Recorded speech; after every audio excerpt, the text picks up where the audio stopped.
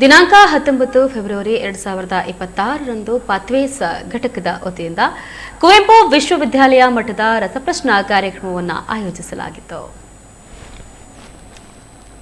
Professor Thimmarayappa ಕುಲಸಚಿವರು, Kuvempu ವಿಶ್ವವಿದ್ಯಾಲಯ ಶಂಕರಘಟ್ಟ ಇವರು ಕಾರ್ಯಕ್ರಮವನ್ನು ಜ್ಯೋತಿ ಬೆಳಗಿಸುವ ಮೂಲಕ ಉದ್ಘಾಟಿಸಿ ವಿದ್ಯಾರ್ಥಿಗಳಿಗೆ ಪಠ್ಯಕ್ರಮದ ಜೊತೆಗೆ ಇತರೆ ಶೈಕ್ಷಣಿಕ ಚಟುವಟಿಕೆಗಳ ಮಹತ್ವವನ್ನು ವಿವರಿಸಿದರು ಮತ್ತು ಈ ರೀತಿಯ ರಸಪ್ರಶ್ನೆ ಸ್ಪರ್ಧೆಗಳು ವಿದ್ಯಾರ್ಥಿಗಳ ಬೌದ್ಧಿಕ ಮಟ್ಟವನ್ನು ಹೆಚ್ಚಿಸುವಲ್ಲಿ ಪ್ರಮುಖ ಪಾತ್ರವನ್ನು ವಹಿಸುತ್ತವೆ ಎಂದು ತಿಳಿಸಿದರು.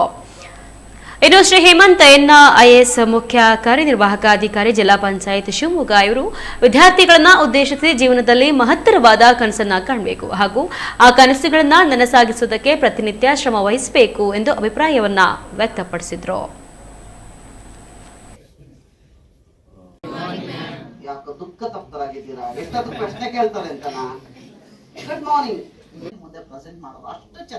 ಅದಕ್ಕೆ ನಮ್ಮ ಹೇಮಂತ್ ಸರ್ ಹೇಳಿದ್ರು, ಕ್ವಿಜ್ ಅನ್ನು ಇಷ್ಟು ಚೆನ್ನಾಗಿ ಹೇಳ್ಕೊಡ್ಬೋದಾ ಅಂದ್ರೆ ಇಷ್ಟು ಚೆನ್ನಾಗಿ ಬ್ರೀಫ್. ಕ್ವಿಜ್ ನ ಸಿಗ್ನಿಫಿಕೆನ್ಸ್ ಏನು, ಇದನ್ನ ನಾನೇ ಅಟೆಂಡ್ ಮಾಡ್ಬೇಕು, ಇದನ್ನ ನಾನು ಗೆಲ್ತೀನ ಸೋಲ್ತೀನ, ವಾಟ್ ನೆಕ್ಸ್ಟ್ ಫಾರ್ ಮೀ, ಇದರಿಂದ ನನ್ಗೆ ಏನ್ ಲಾಭ ಆಗುತ್ತೆ ಅನ್ನೋದನ್ನ ಅಷ್ಟು ಅದ್ಭುತವಾಗಿ ಒಬ್ಬೊಬ್ರು ಅವ್ರವ್ರದೇ ಶೈಲಿನಲ್ಲಿ ಪ್ರೆಸೆಂಟ್ ಮಾಡೋದು.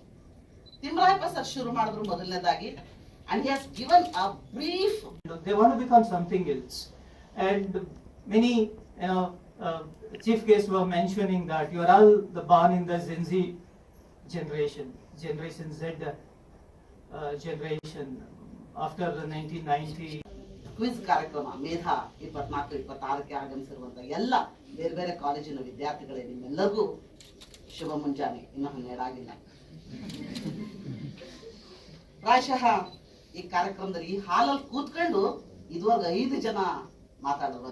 Whether you earn the trophy or prize money or not, that's secondary. Just leave this pathways hall with lots of knowledge which will help you in the future. I wish you all the very best. Thank you so much.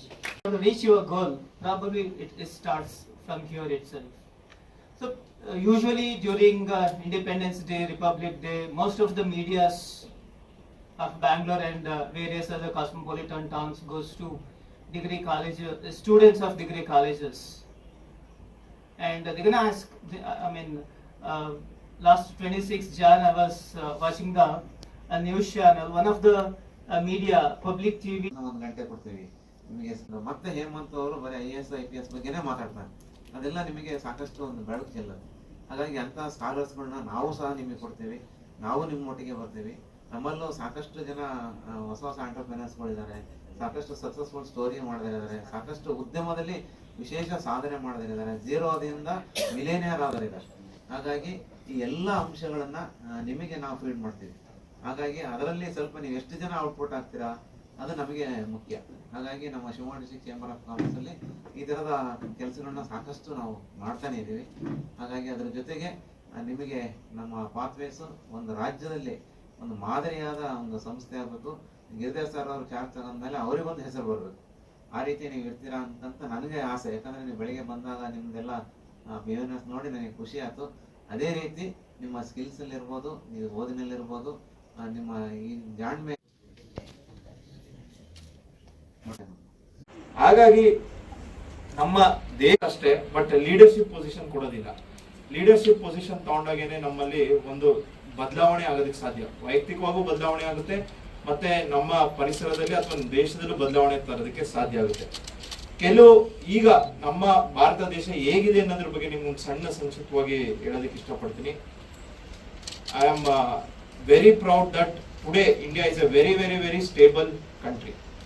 ಒಂದು ಸದೃಢವಾದ ಹೆಚ್ಚು ರಾಜ್ಯಗಳನ್ನ ಹೊಂದಿದ್ರೂ ಕೂಡ ನಾವು ಒಟ್ಟಿಗೆ ಇವತ್ತು ನಾವು ಮುಂದುವರಿತಿದ್ದೀವಿ. ಅದಕ್ಕಾಗಿ ನಾವು civil service exam pass ಆಗಿ IAS ಅಥವಾ IPS ಆಗಕ್ಕಿಂತ ಮುಂಚೆ ಸರ್ ಹೇಳಿದಾಗೆ ನಮ್ಮಲ್ಲಿ ಒಂದು ಸಣ್ಣ ಕ್ಯೂರಿಯಾಸಿಟಿ ಇರಬೇಕು. ಯಾವುದೇ ಒಂದು ವಿಚಾರವಾಗಿ ಸಣ್ಣದಾಗಿ ಒಂದು ಕ್ಯೂರಿಯಾಸಿಟಿ ಇದ್ರೆ ಅದನ್ನು ತಿಳ್ಕೊಳ್ಳುವಂತ ವಿಚಾರವಾಗಿ ನಾವು ಸಾಕಷ್ಟು ಓದಿದಾಗ, ನಮ್ಮ ಥಿಂಕಿಂಗ್ ಪವರ್ ಜಾಸ್ತಿ ಆದಾಗ ನಾವು ದೊಡ್ಡದಾದ ಒಂದು ಆಲೋಚನೆ ಮಾಡೋದಕ್ಕೆ ಸಾಧ್ಯ ಆಗುತ್ತೆ, ದೊಡ್ಡ ಗುರಿನ ಇಟ್ಕೊಳ್ಳೋದಕ್ಕೆ ಸಾಧ್ಯ ಆಗುತ್ತೆ ಅಷ್ಟೇ. ಬಟ್ ಲೀಡರ್ಶಿಪ್ ಪೊಸಿಷನ್ ಕೊಡೋದಿಲ್ಲ ಬೇಕಾಗುತ್ತೆ.